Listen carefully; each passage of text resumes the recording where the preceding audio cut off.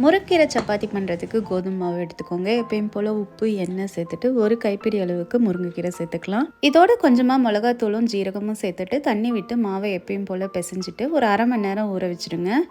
இப்போ எப்பயும் போல் சப்பாத்தியை தோசைக்கல்லில் போட்டு 2 பக்கமும் எண்ணெய் விட்டு சுட்டு எடுத்திங்கன்னா சூப்பரான முருங்கைக்கீரை சப்பாத்தி ரெடி.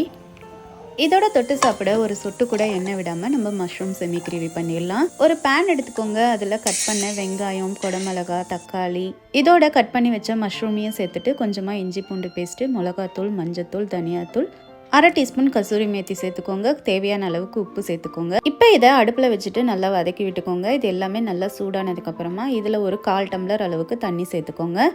இப்போ இது நல்லா கொதித்து வந்ததுக்கப்புறமா இப்போ மூடி போட்டுட்டு அடுப்பை சிம்மில் ஒரு 10 நிமிஷம் அப்படியே தம் போட்டு வச்சுருங்க.